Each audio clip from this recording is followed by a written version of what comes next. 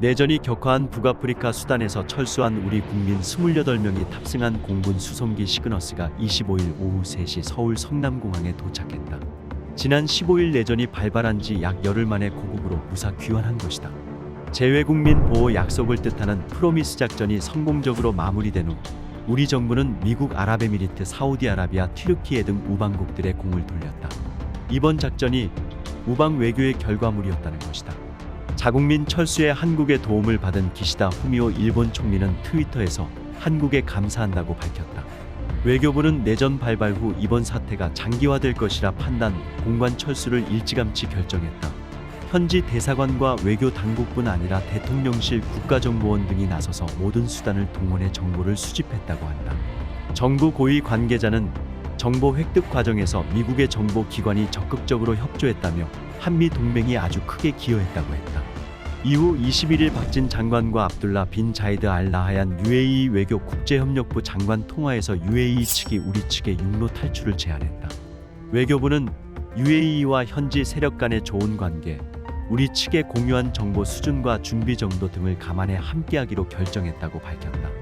이번 내전에서 UAE는 제3국 교민 철수 안전 보장을 위한 협상을 중재했을 정도로 정부군과 반군 모두의 영향력이 상당했다. 정부는 가장 먼저 자국 국민들을 육로로 탈출시킨 사우디 측에도 가능성을 집중 타진한 것으로 알려졌다. 교민들은 수도 하르툼에 있는 우리 대사관에서 포트 수단 국제공항까지 우회로로 약 1174km를 9시간 동안 달렸다. 남궁환 수단 대사는 UAE 공관이 제공한 차량 덕분에 우리가 포트 수단으로 무사히 탈출할 수 있었다고 했다. 특히 박진 장관과 칼둔 칼리파 알 무바라크 아부다비 행정청장이 한라인을 구축해 실시간으로 소통했다. 칼둔 청장은 당신의 국민들이 우리 국민들이라며 가능한 모든 차원의 노력을 다하겠다고 약속했다. 외교부는 형제의 나라인 UAE와의 우정이 다시 한번 확인됐다고 했다. 이와 함께 튀르키예도 올해 2월 대지진 발생 때 한국이 긴급구호대를 파견한 것을 기억한다며 조력을 제공했는데 외교부 관계자는 우리가 하는 만큼 돌아온다는 생각이 들었다고 했다. 철수 작전이 시작된 23일 일본인 5명이 우리가 제공한 차량을 타고 대사관에 모여 포트 수단까지 함께 이동할 수 있었다. 기시다 총리는 수단 탈출 소식이 알려진 직후인 24일 한국에 감사의 뜻을 밝힌 데 이어 25일에도 기자들과 만나 일본인 대피 과정에 한국과 UAE, 유엔의 협력이 있었다. 감사의 뜻을 전한다고 했다. 하야시 요시마사 외무상도 박 장관과 소셜미디어로 실시간으로 소통하며 사의를 전달한 것으로 알려졌다. 외교부 관계자는 거꾸로 우리가 어려운 상황이었더라도 일본이 도와줬을 것이라며 이번 과정이 한일 관계가 또 한 번 공고화되는 계기가 됐다고 했다. 한일은 코로나가 기승을 부렸던 2020년에도 합작해 양국 국민들을 아프리카 국가에서 무사히 귀국시킨 경험이 있다. 우리 대사관은 이번 내전의 최대 격전지 중 하나인 공항과 대통령궁으로부터 불과 2-3km 떨어져 있다. 외교부 관계자는 회의 도중 총소리가 들려 대사가 뛰어나가 확인해야 할 정도로 급박한 경우가 많았다고 했다. 특히 내전 발발 초기 반경 25km 9개 지역의 대사관 직원과 가족, 교민들이 산재에 있어 초기에 인원이 집결하는데 상당 시간이 소요된 것으로 전해졌다. 차량이 움직이면 표적이 될 수 있으니 직원 대부분이 숙소에서 나오지 못하고 3일을 꼬박 보냈다는 것이다. 스트레스를 호소하던 현지 행정직원이 쓰러지자 남궁 대사가 직접 방탄 차량에 선탑자로 나서 대사관 밖에 있던 사람들을 데리고 왔다고 한다. 대사관 내 식량과 식수 등 비축분이 충분하지 않은 상황이었고 이후 단수까지 됐는데 주로 컵라면으로 끼니를 때워가며 버텼다고 한다. 시장에 묻힌 자녀와 고립됐던 공사 참사관은 이탈리아의 한 비정부기구 보호소에 머물며 현지 미국, 영국, 일본 공관 등과 소통하며 정보를 취합해 본부에 보고했다. 외교부는 이를 토대로 철수를 결정했고 라마단 종료를 기념하는 명절인 이드 알피트르 기간을 디데이로 설정해 철수 작전을 전개할 수 있었다.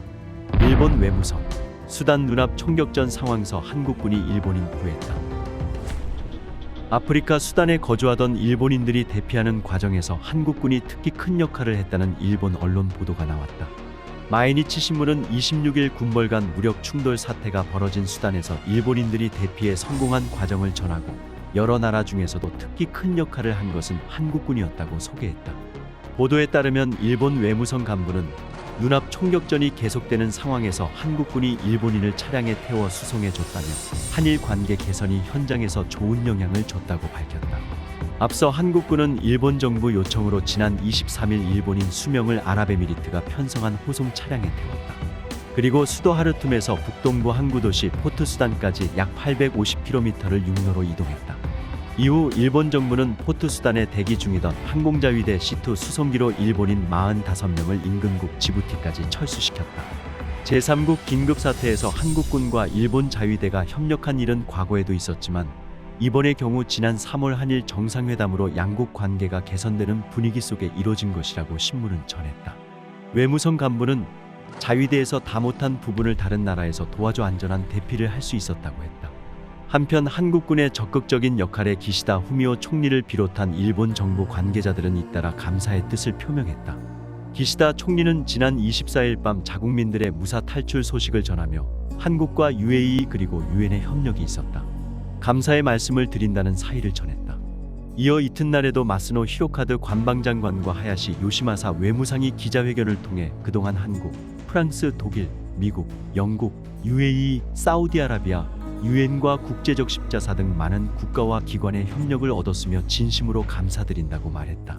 대한민국 국군이 세계만방에 그 용맹함을 알리고 대한민국이 선진국으로서의 역할을 하고 있음을 알리는 기회였다. 큰 박수를 보냈다. 지금까지 정성산TV에서 전해드렸습니다. 정성산TV 좋아요, 구독, 알림은 큰 힘이 되겠습니다.